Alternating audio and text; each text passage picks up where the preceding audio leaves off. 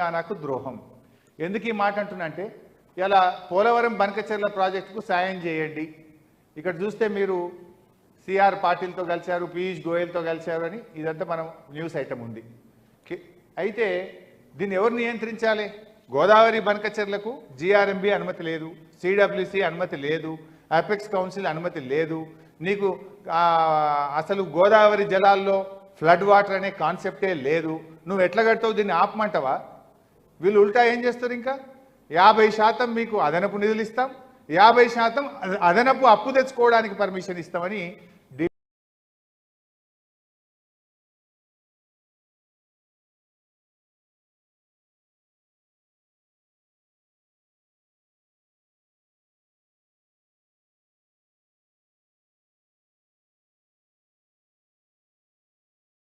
ఢిల్లీ ఇవాళ బీజేపీ వాళ్ళకు పూర్తిగా మద్దతు ఇస్తుంది.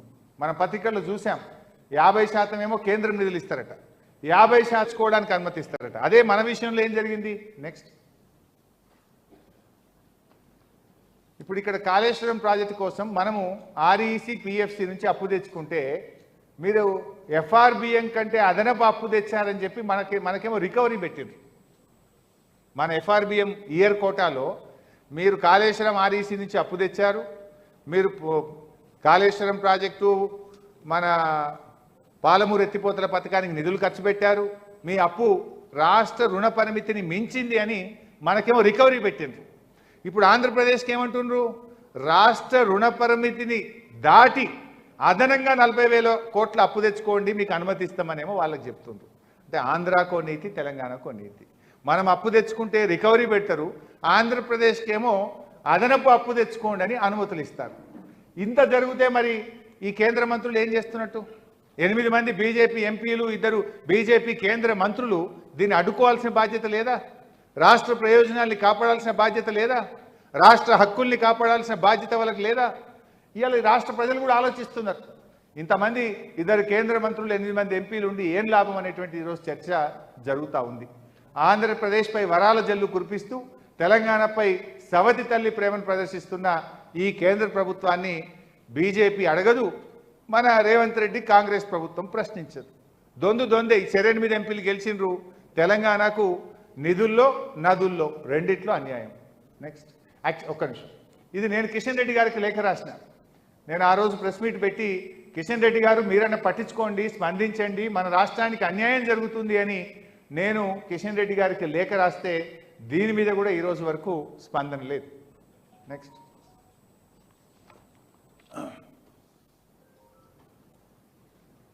సరే, దీన్ని బట్టి ఇలా ఒకటి ఏమర్థమవుతుంది?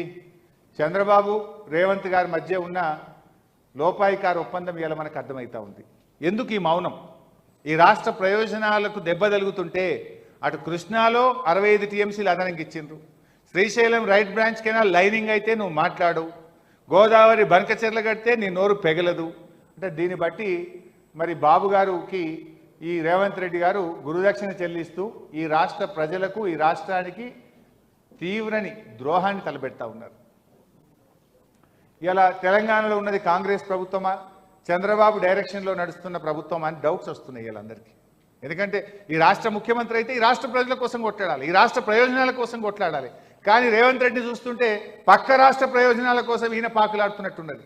ఈయన మౌనం పక్క రాష్ట్రాలకు వాళ్ళ యొక్క ప్రయోజనాలను బలోపేతం చేస్తున్నట్టుగా ఈరోజు కనబడతా ఉంది. మొన్న నీతి ఆయోగ్ మీటింగ్ పోయింది రేవంత్ రెడ్డి గారు ఢిల్లీలో. ఆనాడేమో అసెంబ్లీలో ఏమన్నాడు? మన రాష్ట్రానికి గుండు సున్నా వచ్చింది, ₹1 ఇయ్యలే బడ్జెట్లో, నేను నీతి ఆయోగ్ మీటింగ్ బైకాట్ చేస్తున్నా అన్నాడు. మరి మొన్న పోయిండు. నేను అనుకున్నా ఆయన పోయిండంటే ఈ గోదావరి బనకచెర్ల అడగనీకే పోయిండేమో. నేను కూడా ఒక ట్విట్టర్ పెట్టినా, మర్చిపోతాడేమో, యాద్ చేద్దాం రేవంత్ రెడ్డి. కానీ ఆ మీటింగ్ పోకముందే గోదావరి బనకచెర్ల ప్రాజెక్టు మీద నువ్వు నీతి ఆయోగ్ మీటింగ్లో ప్రధానమంత్రి గారిని అడుగు, కేంద్ర ప్రభుత్వం దృష్టికి తీసుకుపోవని కూడా ట్వీట్ పెట్టినా. కానీ ఏమో మరి నీతి ఆయోగ్లో ఏం చేసిండో కానీ ఒక్క మాట అయితే మాట్లాడలే, అడగలే. కనీసం రేవంత్ రెడ్డి గారు ఆ ఇష్యూని రైజ్ కూడా చేసే ప్రయత్నం చేయలే. మరి కాంగ్రెస్ ప్రభుత్వం చంద్రబాబు యొక్క దూకుడును ఎందుకు అడ్డుకోలేకపోతుంది, ఎందుకు చోద్యం చూస్తున్నది అనేది ఇవాళ రాష్ట్ర ప్రజలు ఆలోచిస్తున్నారు. దీని మీద మన ప్రభుత్వం, నీటిపారుదల మంత్రి ఉత్తమ్ గారు, ముఖ్యమంత్రి రేవంత్ రెడ్డి గారు తెలంగాణ ప్రజలకు సమాధానం చెప్పాలని కూడా నేను డిమాండ్ చేస్తున్నాను. Next finally BRS party demands. ముఖ్యంగా కిషన్ రెడ్డి గారు, బండి సంజయ్ గారు ప్రధానమంత్రితో మాట్లాడి ఈ అక్రమ ప్రాజెక్టును అడ్డుకోవాలని చెప్పి మేము విజ్ఞప్తి చేస్తూ ఉన్నాం. ఎందుకంటే ఈ నెలాఖరులో వాళ్ళు టెండర్లు పిలుస్తున్నారు. నెలాఖరులో టెండర్లు పిలిచి జూలైలో వాళ్ళు పనులు ప్రారంభించబోతున్నారు. టెండర్లు పిలవకుండా వెంటనే నిరోధించాలని చెప్పి నేను కిషన్ రెడ్డి గారిని, సంజయ్ గారిని కోరుతా ఉన్నా. అండ్ మన రాష్ట్ర ప్రభుత్వాన్ని వెంటనే అఖిలపక్ష సమావేశం పిలవండి. ఆల్ పార్టీ డెలిగేషన్ను ఢిల్లీ తీసుకుపోయి కేంద్ర ప్రభుత్వం మీద ఒత్తిడి పెంచాలని చెప్పి రెండవ డిమాండ్ పెడతా ఉన్నాం. మూడవ డిమాండ్, అసెంబ్లీ స్పెషల్ సెషన్ పెట్టండి. రేవంత్ రెడ్డి గారు చాలా స్పెషల్ సెషన్లు పెట్టింది కదా మీరు.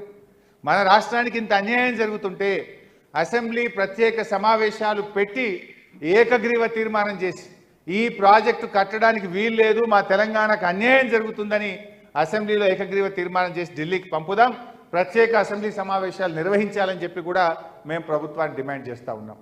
లాస్ట్ పాయింట్, సుప్రీంకోర్టుకు వెళ్దాం. ఎందుకంటే స్టాట్యుటరీ ఆబ్లిగేషన్స్ ఏది కూడా ఫుల్ఫిల్ అయితలేదు. జిఆర్ఎంబి అనుమతి లేదు, సిడబ్ల్యూసి అనుమతి లేదు, అపెక్స్ కౌన్సిల్ అనుమతి లేదు, నీటి కేటాయింపులు లేవు. బుల్డోజ్ చేసి ప్రాజెక్టు కడుతున్న కనుక మనం సుప్రీంకోర్టుకు వెళ్ళాలి. ఎందుకు వెళ్ళాలంటే సెక్షన్ 3 రైట్ రాయల్గా కేంద్ర ప్రభుత్వం సెక్షన్ 3 కింద ఆంధ్రప్రదేశ్ తెలంగాణ మధ్య కృష్ణా నదీ జలాలు పునః పంపిణీ చేయమని కేంద్రం ఆర్డర్ ఇచ్చింది. సెక్షన్ 3 కింద కేసీఆర్ గారు సాధించిండ్రు. దాని మీద ఆంధ్రప్రదేశ్ సుప్రీంకోర్టులో కేసు వేసింది. సెక్షన్ 3 వద్దు, రెండు రాష్ట్రాల మధ్య నీటి విభజన చేయొద్దు అని ఆంధ్రప్రదేశ్ సుప్రీంకోర్టుకు పోయింది. మన హక్కును నదీ పరివాహక ప్రాంత ఆధారంగా మా నీళ్లు మాకు ఇయ్యండి అని హక్కును అడిగి మనం కేంద్రం నుంచి సెక్షన్ 3 సాధిస్తే దాని మీద ఆంధ్రప్రదేశ్ సుప్రీంకోర్టుకు పోతుంది. మరి నువ్వెందుకు సుప్రీంకోర్టుకు పోవు? నువ్వెందుకు సుప్రీంకోర్టు గడప దొక్కి మన రాష్ట్ర హక్కులు కాపాడవు అని నేను అడుగుతా ఉన్నా. ప్రధానమంత్రిని నీతి ఆయోగ్ పోతావు, అడగవు. అపెక్స్ కౌన్సిల్ పెట్టమని జలవనరుల శాఖకు లెటర్ రాయవు. చంద్రబాబు